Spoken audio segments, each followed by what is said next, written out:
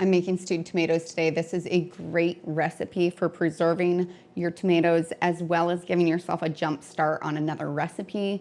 I tend to use it either in casseroles or soups. They're one of my favorite things to use it for because these are some very basic ingredients.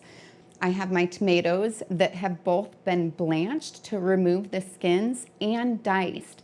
And I dice them down to about the size that you would want to go into a soup. I also have my sliced celery, diced peppers, and my diced onions. You'll notice that I very seldom show my face when I'm cutting the onions, and that's because I've actually found a great little trick to save my eyes.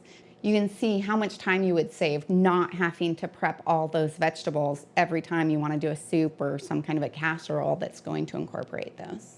This is a massive batch, and that's because if I'm going to spend the time to can something, I want to fill up my canner. So this is a great one to use when the harvest is really strong in the summer.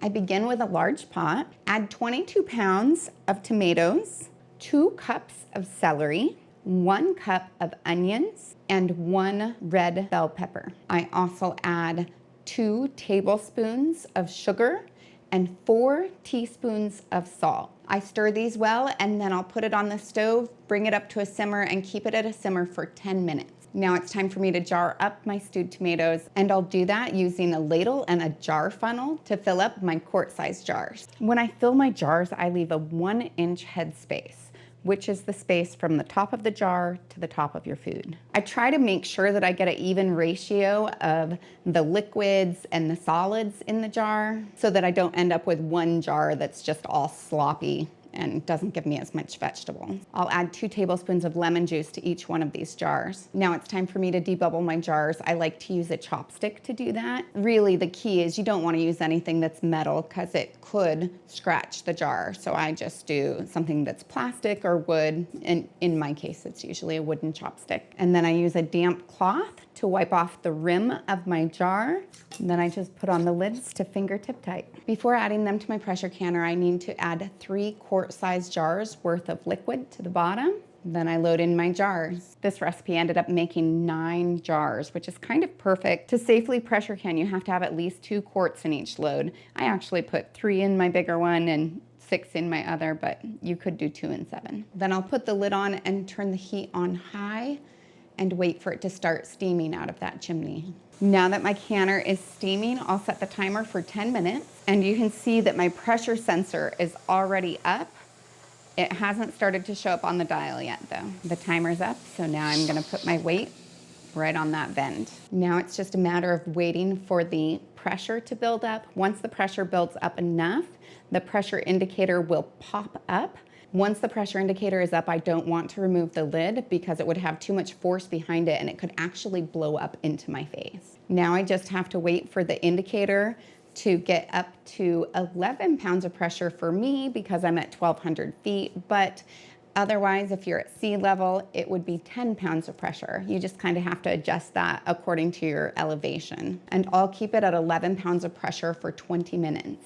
If at any time during that 20 minutes the pressure goes below 11, I need to completely restart my timer. And then it's time to turn off the burner and wait for the pressure to come down naturally. I need to wait for not only the dial to go down, but for that pressure indicator to go down as well. It's a really bad idea to try and cool it down any faster. It can cause jar breakage as well as the potential of cracking your canner. The gauge is at 0 and the pressure indicator is also down. So now I'll remove the weight. If there was any residual pressure, it would go out the vent right now. There's not. So you can remove the lid, but you move it so that it opens up away from you so that you don't get steam in your face.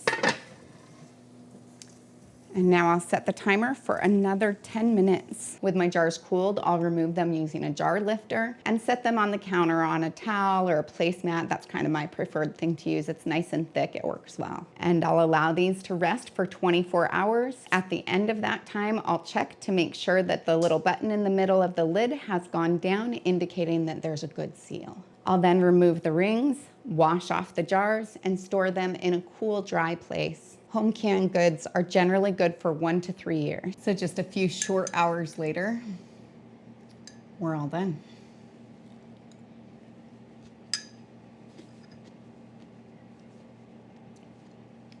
You know, I was just actually having a conversation with my mom about the fact that you don't actually eat stewed tomatoes plain, that it's just an ingredient to go in a meal.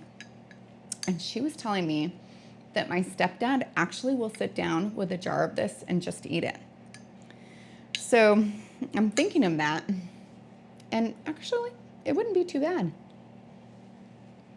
I think I would still prefer to use it as an ingredient, and I love the time it saves me when it's time to actually make soup and I don't have to cut all of this up. But, you know, I could see sitting down and eating it.